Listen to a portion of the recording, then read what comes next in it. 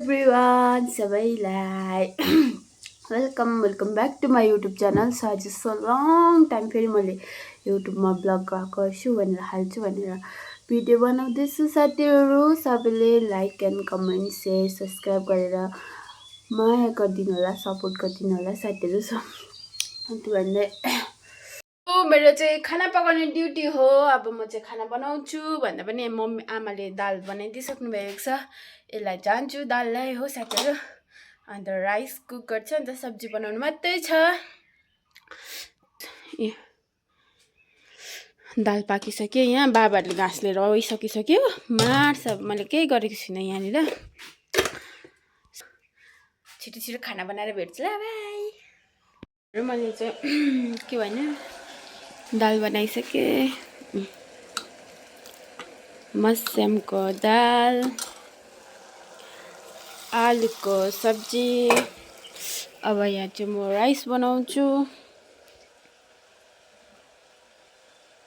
खाना त म छिट्टो बनाउँछु नि फेरि साथीहरू। र हामी चाहिँ खाना साना खाएर पनि सानासिन गरेर पनि काममा लागिसक्यौँ। काम चाहिँ के छ भने हाम्रो चाहिँ यत्रो दिन घर बनाउँदै थियो। घर बनाएर चाहिँ हामीले केही काम गर्नु पाएकै छैन, मिस्त्री लाग्दै थियो। त्यही भएर इस्कुसको मचान बनाउन लागेको साथीहरू। हाम्रो चाहिँ पुरा काम छ आज साथीहरू। हामी चाहिँ लाग्यौँ मचान बनाउन। सबैले तिरिरी बनाइसक्यो अरे मचान आमालेको। यहाँ हेर अन्त ऊ यस्तै मचान बनाउनु गएको। अब हामी सबैले तिरिरी बनाइसक्यो। हामी त ढिलो भयो यसपालि मचान बनाउनु। यहाँ डल्लै छ घरबारी, तल्लो बारीमा चाहिँ गएको अहिले। है आमा मचानै बनाएको छैन हाम्रो, मान्छेको फलिसक्यो। ए गएको हौ डोकोको नाम्लो छोटो भएछ लागेको। हामी चाहिँ मचान चोराले खायो सबै। मकै पनि खाल्टे उम्रियो अरे आमाको।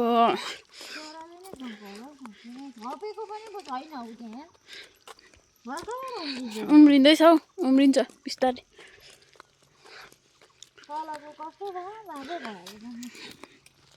ल साथीहरू अहिले भेटौँ ल। बाँस बोकेर बिचरा बुढेसकालमा। हाम्रो गाउँ चाहिँ यस्तो छ है। आज चाहिँ मौसम ठिकैको छ, घाम पनि छैन पानी पनि छैन। हामी चाहिँ मचान बनाउन आइपुग्यौँ तल्लो बारीमा। हाम्रो तल्लो बारी चाहिँ यहाँ छ।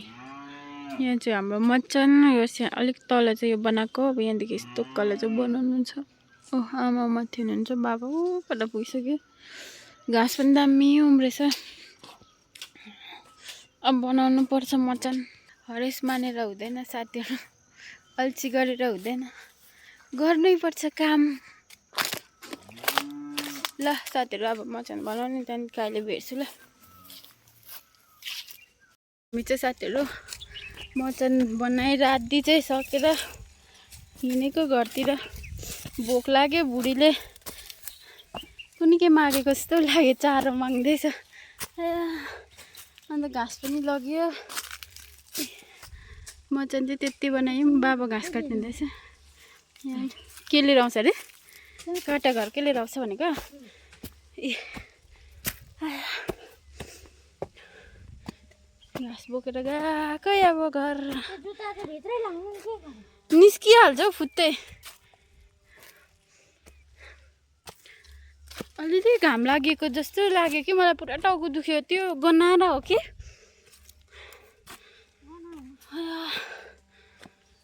बिरालो मरेको रहेछ कि घिनाएर चाहिँ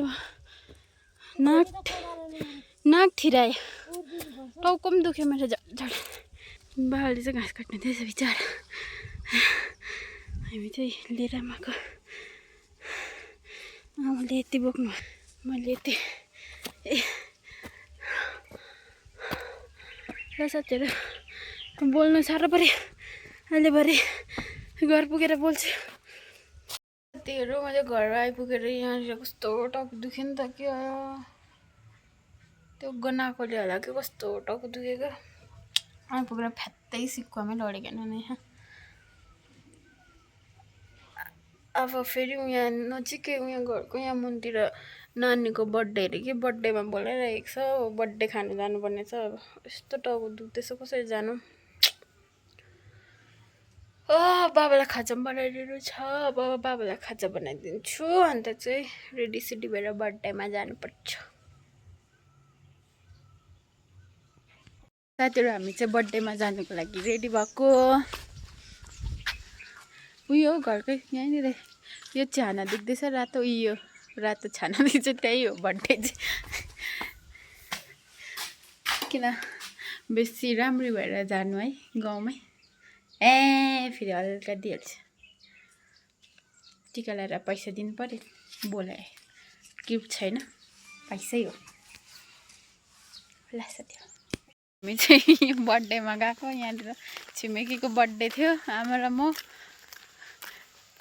गिफ्ट छैन पैसै दिने भनेर यहाँ गोजीमा हालिरहेको छौँ पैसा सुन्छस् न आज चाहिँ मेरो भ्लग आउँछ साथीहरू फुल भ्लग आउँछ युट्युबमा हेर्नुपर्छ है आमा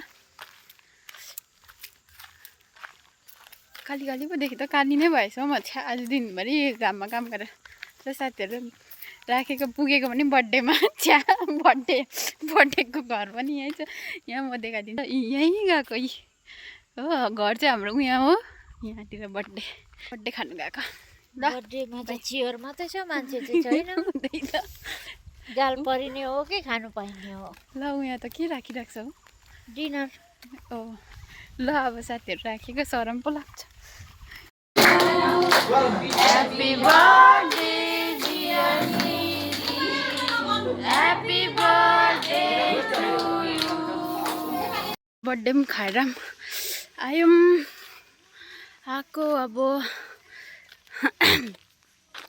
लिपस्टिकहरू पनि खाएर बेसी भन्नु भएको छैन म प्योर भेज खाएर आएको है मैले पनिर र दाल राइस मात्रै खाएँ अरू केही खाएन सो अब चाहिँ म यो भ्लग पनि यहाँ इन्ड गर्छु अब गएर फेरि घरमा गएर खाना पकाउनै पर्छ बेलुकालाई बाबालाई हो आमा र म त खाइहाल्यौँ नि अन्त सबैजनाले यहाँसम्म हेरिदिएर आइदिनु भएकोमा धेरै धेरै धन्यवाद do not forget to like comment share and subscribe my channel सबैजनाले सपोर्ट गरिदिनु होला साथीहरू लेट्स सपोर्ट इच अदर तपाईँहरूले सपोर्ट गर्यो भने मेरोबाट पनि सपोर्ट 100% आउँछ सो यति भन्दै आजको यो भ्लगलाई पनि म यहीँ राख्छु अब म ट्राई गर्छु डेली भ्लग ल्याउनुको लागि सो बाई साथीहरू love you next day next भ्लगमा फेरि भेट्नेछु सो बाई बाई